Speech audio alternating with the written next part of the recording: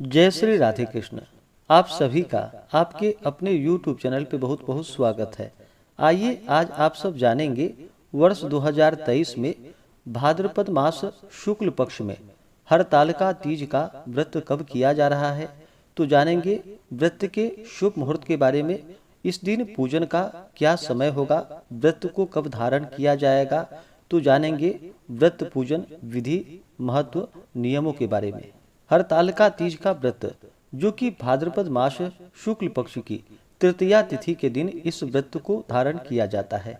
इसे हरतालिका और हरितालिका तीज के नाम से जाना जाता है। इस व्रत को स्त्रियां जो कि अपने सौभाग्य में वृद्धि हेतु, अखंड सौभाग्य की प्राप्ति के लिए, दाम्पत्य जीवन खुशहाली के लिए, पुत्र पौत्रादि की प्राप्ति के लिए तथा सभी प्रकार के मनोरथों की सिद्धि के लिए इस व्रत को धारण करती हैं। हरतालिका तीज के व्रत में, जो कि दिन रात्रि निर्जला रह करके इस व्रत को धारण किया जाता है। भाद्रस्य कजली कृष्णा शुक्लाचा हरितालिका, यानी कि भाद्रपद कृष्ण पक्ष तृतीया को कजली तीज का व्रत किया जाता है और शुक्ल पक्ष में हरितालिका तीज का व्रत किया जाता है।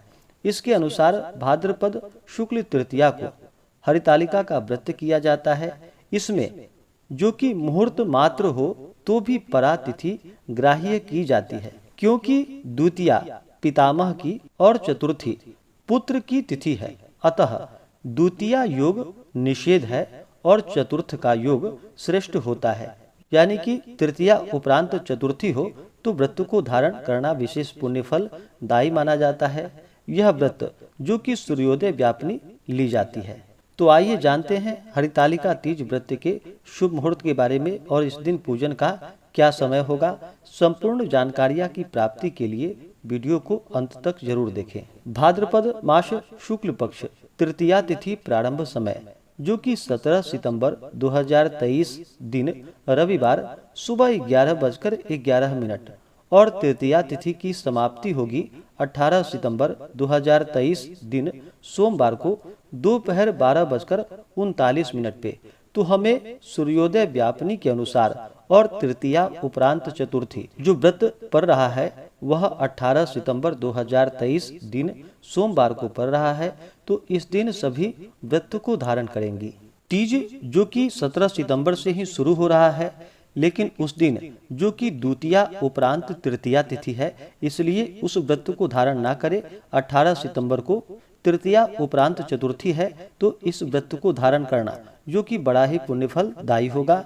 18 सितंबर को जो विशेष करके प्रदोष काल पूजन का समय है, वह समय शाम 4:59 से शाम 6:59 तक यह समय जो कि प्रदोष काल का समय है। इस दौरान विशेष प्रकार से भगवान शिव माता पार्वती का, गौरी गणेश का पूजन करना जो कि बड़ा ही पुण्य फलदायी होगा। वैसे तृतीया तिथि का प्रारंभ जो कि सुबह से ही शुरू हो रहा है, तो आप चाहें तो भगवान का पूजन जो कि सुबह से ही शुभ मुहूर्त के अनुसार धारण कर सकते हैं, जो कि रात्रि तक किया जाता है। इस व्रत में जो कि दिन रात्रि जागरण करते हुए, गीत वाद्यादि का कार्य करते हुए इस व्रत को धारण किया जाता है। तो विशेष समय जो कि शाम 4:59 से शाम 6:59 तक प्रदोष काल के समय में भगवान का पूजन किया जाएगा। आप चाहें तो शुभ चौघड़िया मुहूर्त के अनुसार जो कि सुबह से भी पूजन शुरू कर सकते हैं। जो कि सुबह अमृत नामक शुभ चौघड़िया मुहूर्त के अनुसार जो समय है वह समय सुबह 5:44 से सुबह 7:15 तक होगा। उसके बाद शुभ नामक चौघड़िया मुहूर्त का समय सुबह 8:49 से सुबह 10:20 तक होगा। उसके बाद फिर चर, लाभ, अमृत और चर, ये 4 शुभ चौघड़िया मुहूर्त जो कि दोपहर 1:24 से शाम 7:27 तक होगा। उसके बाद फिर लाभ नामक शुभ चौघड़िया मुहूर्त का समय रात्रि 10:24 से रात्रि 11:52 तक होगा। इस समय के दौरान आप भगवान शिव माता पार्वती का पूरे विधि विधान के साथ पूजन करें और विशेष प्रदोष काल के समय में भगवान शिव के पूजन करने का विधान है और ज्यादा महत्व होता है। तो प्रदोष काल का जो समय होता है वह समय सूर्यास्त से 1 घंटे पहले और सूर्यास्त के 1 घंटे बाद तक के बीच का जो समय होता है वह समय प्रदोष काल का होता है और इस दौरान भगवान शिव माता पार्वती का पूजन करना जो कि बड़ा ही पुण्यफलदायी माना जाता है। 18 सितंबर को जो सूर्योदय का समय है वह समय सुबह 5:44 और सूर्यास्त शाम 5:59।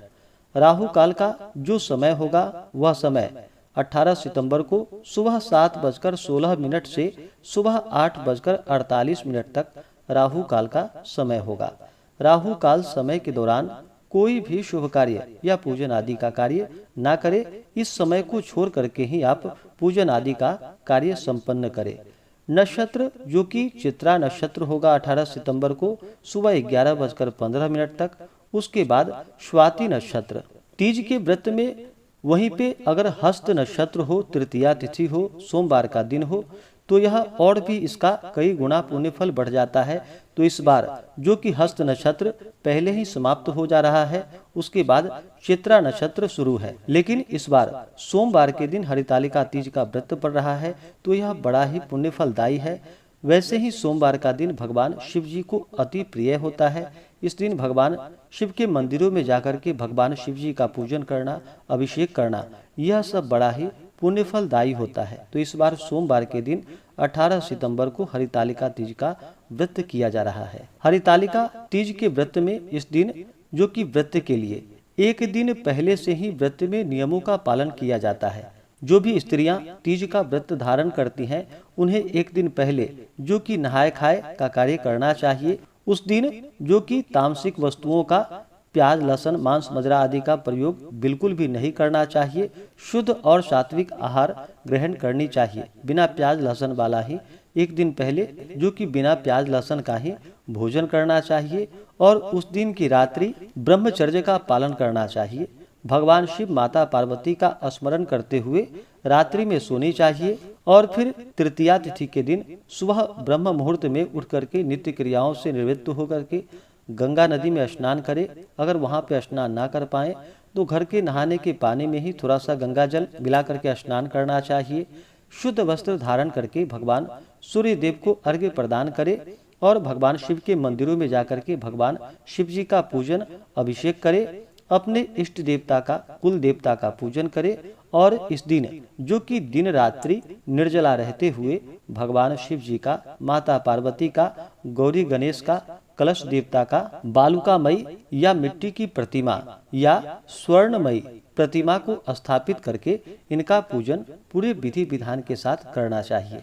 इस दिन पूजन के लिए एक मंडप तैयार करके भगवान शिव जी के लिए सफेद वस्त्र और माता पार्वती के लिए लाल वस्त्र बिछा करके उस मंडप पे भगवान शिव और माता पार्वती की प्रतिमा को स्थापित करके साथ में गौरी गणेश की प्रतिमा को स्थापित करके पूरे विधि विधान के साथ इनका पूजन करना चाहिए।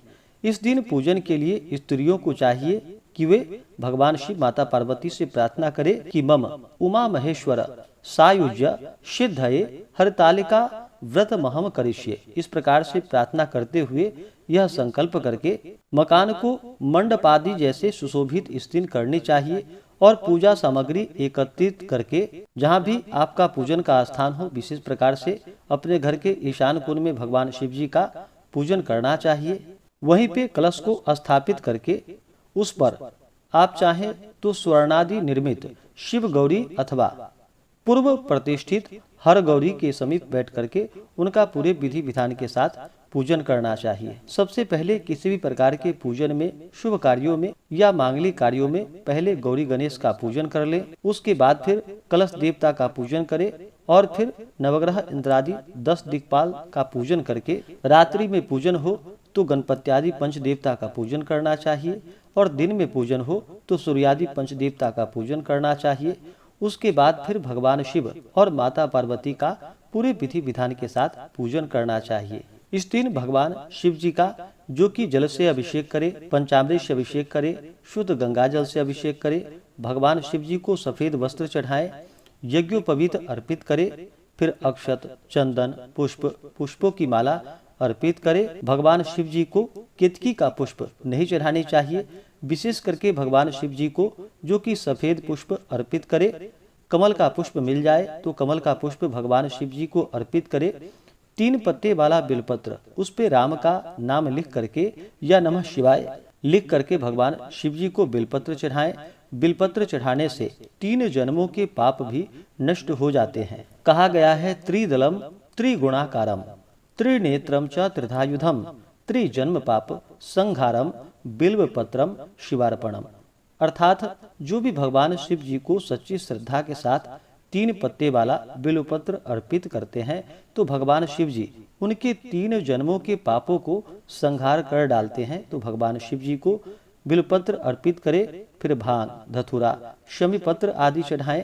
तुलसी मंजरी भगवान शिव जी को अर्पित करे, फिर धूप और दीप दिखाएं। अनेक प्रकार का नैवेद्य, जितने भी प्रकार के ऋतु फल हो, केला, सेब, खीरा या दूध से बने हुए वस्तुओं का प्रयोग करके भगवान शिव जी को नैवेद्य अर्पित करे। फिर जल से आचमनी करवाएं, द्रव्य दक्षिणा चढ़ाएं। मुख शुद्धि के लिए पान पत्र, सुपारी, लौंग, इलायची के साथ में अर्पित करे। इसके बाद माता पार्वती का जो कि फिर जल से अभिषेक करे, पंचामृत से अभिषेक करे, शुद्ध गंगा जल से अभिषेक करे। माता पार्वती को लाल वस्त्र चढ़ाएं, समस्त प्रकार की श्रृंगार की वस्तुएं अर्पित करे, रोली, सिंदूर अर्पित करे, फिर अक्षत, पुष्पों की माला अर्पित करे, धूप और दीप दिखाएं। अनेक प्रकार का नैवेद्य अपने श्रद्धा भक्ति भाव के साथ अर्पित करे। नैवेद्य के बाद जल से आचमनी करवाएं। मुख शुद्धि के लिए पान पत्र, सुपारी, लौंग, इलायची के साथ में अर्पित करे। उसके बाद फिर भगवान शिव और माता पार्वती को पुष्पार्पण करे। उस समय आप इन मंत्रों का उच्चारण करें। स्त्रियां इस दिन पूजन में जो कि ओम के जगह श्री का प्रयोग करे। सबसे पहले माता पार्वती का जो कि ओम, उमायै नमः, ओम पार्वत्यै नमः, ओम जगद्धात्र्यै नमः, ओम जगत प्रतिष्ठायै नमः, ओम शांति रूपिण्यै नमः, ओम शिवायै नमः, ओम ब्रह्म रूपिण्यै नमः। इस प्रकार से उमा का यानी कि माता पार्वती का पूजन करे और भगवान शिव जी का जो कि ओम हराय नमः, ओम महेश्वराय नमः, ओम शंभवे नमः, ओम शूलपाणये नमः, ओम पिनाकधृषे नमः, ओम शिवाय नमः, ओम पशुपतये नमः, ओम महादेवाय नमः। इस प्रकार से महेश्वर के यानी कि भगवान शिव जी का पूजन करके और फिर देवी देवी उमे गौरी त्राहि माम करुणानिधे ममा अपराधाः क्षन्तव्या भुक्ति मुक्ति प्रदा ममा। इस प्रकार से माता पार्वती की प्रार्थना करनी चाहिए और फिर पूजन संपन्न करके हरतालिका तीज व्रत का कथा श्रवण करना चाहिए और रात्रि में जागरण आदि का कार्य करते हुए भजन कीर्तन गीत आदि का कार्य करते हुए समय को व्यतीत करना चाहिए। और अगले दिन जो कि सूर्योदय से पहले उठ करके स्नान करके शुद्ध वस्त्र धारण करके भगवान का पूजन और आरती कर ले। इसके बाद फिर विसर्जन करके व्रत को खोलना चाहिए। व्रत का पारण जो कि बहुत से जगहों पर सामा का सत्तू का प्रयोग किया जाता है। आप चाहें तो जल, फल, खीरा, प्रसाद या दूध से बने हुए वस्तु हो उससे इस व्रत का पारण करना चाहिए। आप जहाँ पर भी रहते हैं आपके अनुसार जिस भी चीज से व्रत का पारण किया जाता हो तो आप अपने जगह के अनुसार व्रत का पारण करें। जो भी स्त्रियां व्रत को धारण करती हैं उन्हें व्रत के दौरान जो कि किसी के ऊपर क्रोध नहीं करनी चाहिए, अपने मन में किसी के प्रति ईर्ष्या या द्वेष का भाव नहीं लाना चाहिए, ब्रह्मचर्य का पालन करना चाहिए। इस दिन स्त्रियों को अपने पति के ऊपर या किसी भी बच्चे पुरुष के ऊपर बिल्कुल भी क्रोध नहीं करनी चाहिए, किसी को अपशब्द नहीं बोलनी चाहिए। इस दिन जहाँ तक हो सके कम बोलनी चाहिए। ज्यादा बोलने से मुख से न निकलने वाले शब्द भी मुख से निकल जाते हैं, इसलिए इस दिन ज्यादा ना बोले और मन ही मन भगवान शिव माता पार्वती का जप करते रहें। इस दिन श्री उमा महेश्वराभ्याम नमः इन मंत्रों का जप करते रहें और पूर्ण अपना मन भगवान शिव जी के और माता पार्वती के चरणों में लगाएं। इससे भगवान शिव जी अपने भक्तों पर अति प्रसन्न होते हैं तथा सभी प्रकार के दुखों को दूर करते हैं, सुख और समृद्धि का आशीर्वाद प्रदान करते हैं। तो आशा करता हूँ कि यह जानकारी आपको अच्छा लगा हो। अगर आप सब आगे के जो कि गणेश चतुर्थी व्रत के बारे में जानना चाहते हो, गणेश चतुर्थी पूजन विधि के बारे में या भगवान गणेश जी के स्थापना के लिए पूजन का क्या समय होगा, तो उसका भी वीडियो हमारे चैनल पे अपलोड है या हमारे वीडियो के इन डिस्क्रिप्शन में वीडियो का लिंक दिया गया है। आप उसके माध्यम से गणेश चतुर्थी व्रत पूजन स्थापन के बारे में जानकारियाँ को प्राप्त कर सकते हैं। तो आशा करता हूँ कि यह जानकारी आपको अच्छा लगा हो। ऐसे ही ज्ञानवर्धक जानकारियाँ प्राप्त करने के लिए हमारे इस चैनल पे अगर आप नए हैं तो चैनल को लाल बटन दबा करके सब्सक्राइब करें, साथ में बेल आइकन घंटी को दबाएं ताकि मेरे वीडियो का नोटिफिकेशन आपको समय से मिलता रहे। वीडियो को लाइक करें, शेयर करें। सुखी रहें और स्वस्थ रहें। जय श्री राधे कृष्ण। धन्यवाद।